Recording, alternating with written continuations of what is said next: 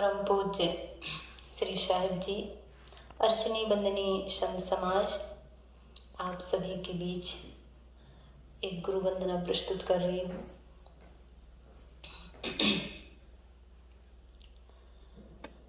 गुरुदेव दया करना, सद्गुरु जी कृपा करना। गुरुदेव दया करना, सद्गुरु जी कृपा करना। मेरे मन मंदिर में प्रभु आप रमा करना। मेरे मन मंदिर में प्रभु आप रमा करना। गुरुदेव दया करना, सद्गुरु जी कृपा करना। जन्मों का भूला हूँ, कोई राह नहीं मिलती। जन्मों का भूला हूँ, कोई राह नहीं मिलती। इस मोह के सागर में प्रभु थाह नहीं मिलती। इस मोह के सागर में प्रभु थाह नहीं मिलती। मुझे अज्ञानी जन को गुरु ज्ञान दिया करना। मुझे अज्ञानी जन को गुरु ज्ञान दिया करना। गुरुदेव दया करना, सद्गुरु जी कृपा करना। मेरे मन मंदिर में प्रभु आप रमा करना। कोई भूल अगर हमसे अनजान में हो जाए, कोई भूल अगर हमसे अनजान में हो जाए, कोई पाप अगर हमसे जीवन में हो जाए, हे पतितों के पावन मेरे पाप क्षमा करना। हे पतितों के पावन मेरे पाप क्षमा करना। गुरुदेव दया करना, सद्गुरु जी कृपा करना। मेरे मन मंदिर में प्रभु आप रमा करना। धन दौलत दुनिया की कोई राज नहीं मांगो। धन दौलत दुनिया की कोई राज नहीं मांगो। सुंदर घर वर नारी सुख साज नहीं मांगो। सुंदर घर वर नारी सुख साज नहीं मांगो। बस अपने ही चरणों की प्रभु धूल दिया करना। बस अपने ही चरणों की प्रभु धूल दिया करना। गुरुदेव दया करना, सद्गुरु जी कृपा करना। मेरे मन मंदिर में प्रभु आप रमा करना। जब मोह विषय वन में हम राह कभी भटके, भटके। जब मोह विषय वन में हम राह कभी भटके। संसार समुंदर में जब नाव मेरी अटके। संसार समुंदर में जब नाव मेरी अटके। अरदास गुरु वचन की सरकार क्षमा करना। अरदास गुरु वचन की सरकार क्षमा करना। गुरुदेव दया करना। सद्गुरु जी कृपा करना। मेरे मन मंदिर में प्रभु आप रमा करना। मेरे मन मंदिर में प्रभु आप रमा करना। बोलिए सद्गुरुदेव की जय।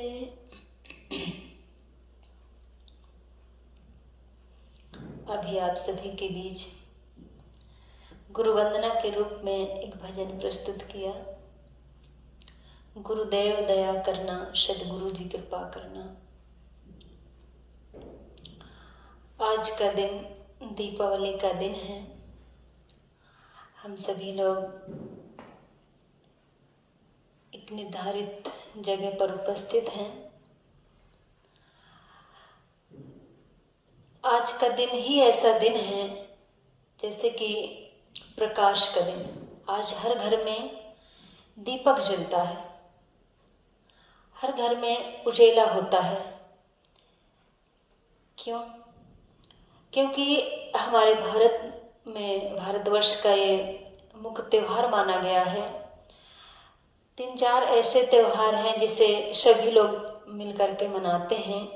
उन सारे त्योहारों में कि दीपावली का त्योहार आज के दिन कहा जाता है कि राम वनवास से जब वापिस 14 वर्ष का जब वनवास हुआ था, आज के दिन वो रावण पर विजय प्राप्त करके अयोध्या वापिस आए थे। इस खुशी में सबके घर में घी के दीपक जले। ये प्रकाश का दिन आज हम सबको खुशियाँ देता है और उन महापुरुषों की याद आती है। इसी बहाने कोई भी त्योहार होता है उसके पूर्व में कुछ राज छिपा होता है। इसी कारण हम महापुरुषों की याद भी कर लेते हैं और सभी आपस में मिलजुल भी लेते हैं। इसीलिए त्योहार मनाए जाते हैं। अब यहाँ आध्यात्मिक क्षेत्र में देखें तो इसमें कहा जाता है कि जो हमारे अंदर में अज्ञानता है, अनादिकाल से अज्ञानता भरी हुई है, अनेक प्रकार के विकार हैं। इन सारे विकारों को जलाना है और ज्ञान का दीपक प्रकाशित हो। अनेक प्रकार के जो विकार हैं, जो अंधकार है, इन अंधकार से हमें प्रकाश की ओर जाना। और ये इसमें हाथ गुरु का होता है।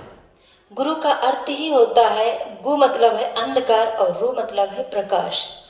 जो अज्ञान रूपी अंधकार से हमें प्रकाश की ओर ले जाए वो गुरु होते हैं। और ऐसे गुरु हम सबके जीवन में मिल गए हैं जो हमें अज्ञान रूपी अंधकार से ज्ञान रूपी प्रकाश की ओर प्रेरित करते हैं। और गुरु का ज्ञान हमें मिल गया है तो उस ज्ञान के अनुरूप हमें जीना है। गुरुदेव दया करना, सद्गुरुदेव जी कृपा करना। हे गुरुदेव, गुरुदेव की तो दया दृष्टि हमेशा है ही।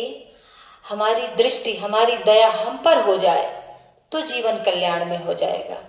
गुरु हमें ज्ञान बताते हैं, उसके अनुसार यदि हम जीवन में जीना सीख जाएं, चलना सीख जाएं तो सही पूछा जाए तो गुरु की कृपा है, गुरु का आशीर्वाद है। गुरु हमें रास्ता बता रहे हैं कि आपका रास्ता पूर्व की ओर है, आपकी मंजिल पूर्व की ओर है। और हम सुन तो लिया लेकिन हम पश्चिम की ओर चले तो ये रास्ता सही नहीं होगा।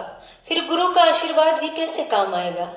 इसका मतलब ये है कि गुरु हमें हमेशा सही रास्ता बताते हैं, ज्ञान देते हैं। बस चलना हमारा काम है। मनुष्य 3 प्रकार के होते हैं, उत्तम, मध्यम और कनिष्ठ। 3 प्रकार के। जो उत्तम व्यक्ति होता है, उत्तम प्रकार का जो मनुष्य होता है, वो थोड़ा सा ज्ञान प्राप्त करते ही अपने जीवन को संवार लेता है, अपने जीवन का कल्याण कर लेता है। और मध्यम वो होता है कि जितना बताया जाए उतना ही अपने जीवन को बना पाता है, इसके पश्चात जैसा का तैसा रह जाता है। और कनिष्ठ वृत्ति का जो व्यक्ति होता है, वो अपना हित तो करता ही नहीं है और दूसरों को भी अहित करता है, दुख देता है। तो इस प्रकार से 3 प्रकार के मनुष्य होते हैं। हमें चाहिए कि हमें उत्तम प्रकृति का जीवन जीना चाहिए। एक राजा था, उसके पास 3 बेटे थे। और तीनों बेटे आपस में झगड़ा करने लगे। एक ने, बड़ा बेटा कहे मुझे राज सिंहासन चाहिए, क्योंकि राजा वृद्ध हो रहा था। अब पिता वृद्ध हो जाए तो सबकी लालसा होने लगी कि राज सिंहासन मैं प्राप्त करूं। दूसरा सोचता है कि मैं प्राप्त करूं, छोटा वाला सोचता है कि मैं प्राप्त करूं। तीनों आपस में झगड़ा करना शुरू कर दिए।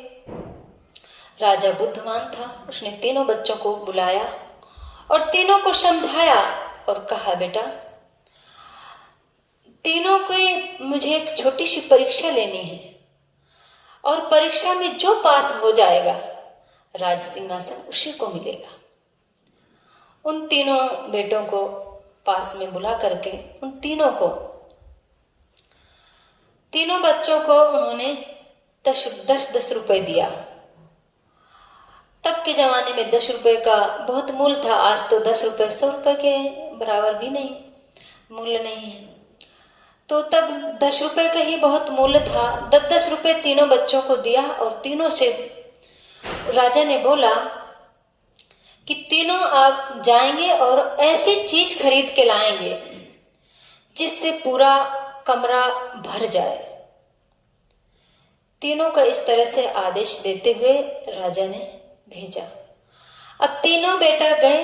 एक ने सोचा कि मैं जाता हूं, कुछ जुआ खेलने वाले लोग बैठे हुए थे, उन्हीं के बीच बैठ गया और सोचता है 10 रुपए में तो कमरा भर नहीं सकता है, तो ऐसा करता हूं जुआ में खेलूंगा और यदि इनसे जीत जाऊंगा तो कुछ पैसे मेरे पास ज्यादा हो जाएंगे और उससे कुछ सामग्री ला करके इस कमरे को भरने तो है, भर दूंगा।